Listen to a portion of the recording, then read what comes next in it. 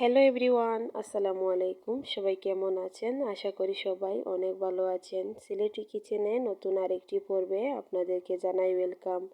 আজকে তৈরি করে দেখাবো ঈদ স্পেশাল গরুর মাংসের সাথে নরম তুলতুলে রুটির রেসিপি, টিপস অ্যান্ড টিপস সহ। আশা করি আপনাদের কাছে ভালো লাগবে। তো সবাইকে ঈদ মুবারক জানিয়ে আমি আজকের রেসিপিটি শুরু করছি। তো দেখুন, এখানে আমি নিয়েছি 4 কেজি মাংস। তো মাংসের সাথে আমি এখন মশলা অ্যাড করে নেব।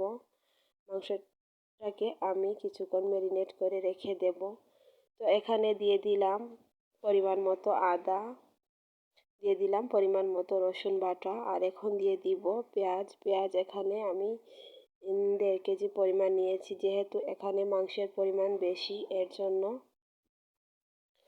তো এখন পেঁয়াজ দিয়ে দিব বাকি মশলা। এভাবে যদি গরুর মাংসের সাথে রুটি নরম তুলতুলে থাকে তাহলে খেতে কিন্তু ভীষণ মজা লাগে। এখন দিয়ে দিব জিরার গুঁড়া 2 চা চামচ। এখানে আমি ভাজা জিরার গুঁড়া ব্যবহার করেছি, আপনারা চাইলে ব্লেন্ড করা জিরা ব্যবহার করতে পারেন।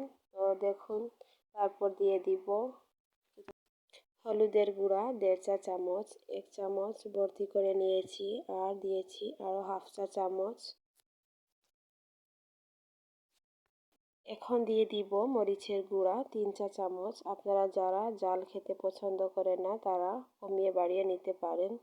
তো গরুর মাংসের সাথে ঝাল না হলে কিন্তু খেতে ভালো লাগে। এখন দিয়ে দিব ধনিয়া গুঁড়া 1 চা চামচ, দিয়ে দিব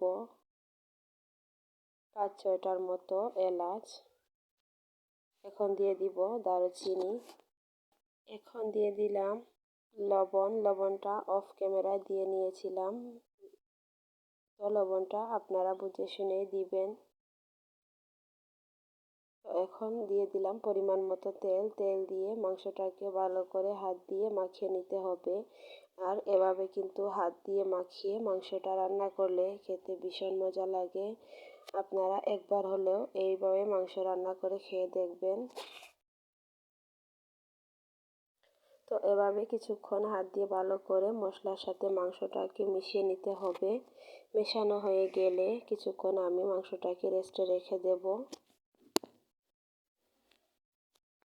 হাতে যদি সময় থাকে তাহলে 15 থেকে 20 মিনিটের মতো এটাকে রেস্টে রেখে দিবেন। এতে করে মাংসের সাথে মশলাটা প্রবেশ করবে, আর মাংস রান্না করার পর খেতে কিন্তু খুবই সুস্বাদু লাগবে। তো দেখুন, এখন আমি একটি হাঁড়িতে মাংসগুলো বসিয়ে দিলাম, আর অল্প আছে কিন্তু এই মাংসগুলো রান্না করে নিতে হবে। তো আমি এখানে কিন্তু কোনো পানি ইউজ করিনি। মাংস থেকে যে পানিটা বের হবে ওই পানি দিয়ে কিন্তু মাংসটা সিদ্ধ হয়ে যাবে 70%। তো একটু পর পর আমি নেড়ে চেড়ে দিচ্ছি, আর এখন দেখুন অনেকটাই পানি বের হয়েছে মাংস থেকে। তো মাংসটা সিদ্ধ হওয়া পর্যন্ত অপেক্ষা করব। তারপর এখানে আমি গরম পানি অ্যাড করব। তো গরম পানি অ্যাড করলে মাংসটা তাড়াতাড়ি সিদ্ধ হয়ে যাবে, আর যদি এখানে ঠান্ডা পানি অ্যাড করেন তাহলে মাংসটা সিদ্ধ হতে সময় লাগবে। তো দেখুন, মাংসটা আমার রান্না করা হয়ে গিয়েছে, আর এখন আমি নামিয়ে নিয়েছি একটা বাটিতে। তো দেখুন মাংসের কালারটা কতটা সুন্দর এসেছে, আর পারফেক্টভাবে মাংসটা সিদ্ধ হয়ে গিয়েছে। তো এখন আমি আপনাদেরকে তৈরি করে দেখাবো নরম তুলতুলে রুটির রেসিপি। তো এখানে আমি কড়াইতে দিয়ে দিলাম কিছুটা পরিমাণ পানি। এখন আমি এখানে পরিমাণ মতো লবণ দিয়ে পানিটাকে ভালো করে ফুটিয়ে নেব। পানিটা এভাবে ফুটিয়ে যদি রুটির কাইটা করেন তাহলে রুটিটা সফট এবং নরম তুলতুলে থাকবে। তো দেখুন পানিটা ফুটে উঠেছে, আর এখন আমি পরিমাণ মতো আটা ব্যবহার করছি। তো এখানে ভালো করে আটাটাকে পানির সাথে মিশিয়ে নিতে হবে। তো ভালো করে পানির সাথে আটাটাকে মিক্স করা হয়ে গেলে এখন আমি ঢাকনা দিয়ে ঢেকে কিছুক্ষণ রেখে দেব। এভাবে কাইটা যদি ঢাকনা দিয়ে ঢেকে রাখেন তাহলে কিন্তু কাইটা খুবই সফট এবং নরম থাকে। তো এখন দেখুন আমি কাইটাকে ভালো করে মুথে নিচ্ছি। এভাবে কিন্তু কিছুক্ষণ সময় নিয়ে কাইটাকে মুথে নিতে হবে। যত ভালো করে কাইটা মুথে নেবেন ততটা সুন্দর করে রুটিটা বেলতে পারবেন। তো দেখুন এখানে আমি লম্বালম্বিভাবে শেপ দিয়ে কয়টা বল করে নিচ্ছি। আর এখন আমি একটা বল বেলে দেখিয়ে দিচ্ছি রুটিটা কতটা সুন্দর হয়েছে। আপনারা দেখলেই বুঝতে পারবেন।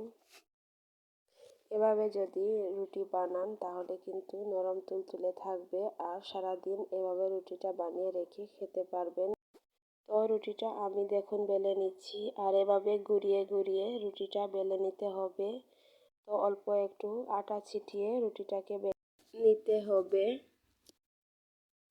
ভিডিওর এই পর্যন্ত এসে যারা একটি লাইক দিতে ভুলে গিয়েছেন প্লিজ একটি লাইক দিয়ে সম্পূর্ণ ভিডিওটি কন্টিনিউ করবেন। আর আমার চ্যানেলে যারা নতুন আছেন প্লিজ চ্যানেলটিকে সাবস্ক্রাইব করে পাশে থাকা বেল আইকনটি অলে প্রেস করে রাখবেন। এতে করে আমি ভিডিও ছাড়ার সাথে সাথেই নোটিফিকেশন আপনাদের কাছে চলে যাবে। আর যারা আমার চ্যানেলটিকে সাবস্ক্রাইব করেছেন তাদেরকে জানাই অসংখ্য ধন্যবাদ। তো দেখুন এখন আমি রুটিটাকে একটা প্যানে তাও দিয়ে দিচ্ছি। তো এখানে আমি রুটিটাকে এক পাশ হালকা হয়ে গেলে উল্টিয়ে দিব। তো এভাবে কিন্তু চুলার আঁচটা মিডিয়ামে রেখে রুটিটাকে ভেজে নিতে হবে। তো এক পাশ হালকা হয়ে গেলে আরেক পাশটা উল্টিয়ে দিবেন। এক পাশ বেশি ভাজা হয়ে গেলে কিন্তু রুটিটা ফুলবে না। তো দেখুন আমি আরেক পাশটা উল্টিয়ে দিচ্ছি আর এভাবে কিন্তু এক পাশ হালকা হয়ে গেলে অন্য পাশ উল্টিয়ে দিয়ে রুটিটাকে ফুলকো করে ভেজে নিতে হবে। এটা আপনারা দেখলেই বুঝতে পারবেন, বলে বোঝাবার কিছুই নেই। তো এখন দেখুন আরেক পাশটা উল্টিয়ে দেবার পর রুটিটা কত সুন্দরভাবে ফুলে উঠেছে। আর এভাবে করে কিন্তু রুটিটা ভেজে নিলে রুটিটা অনেকটাই ফুলকো হবে। গরম গরম ধোয়া ওঠা মাংসের সাথে এভাবে নরম তুলতুলে রুটি খেতে কিন্তু অনেক মজা লাগে। আপনারা একবার হলেও বাসায় এভাবে ট্রাই করে দেখবেন আর কমেন্ট করে জানাবেন। তো আজকের ভিডিওটি এই পর্যন্ত। সবাই ভালো থাকবেন, সুস্থ থাকবেন। আল্লাহ হাফিজ।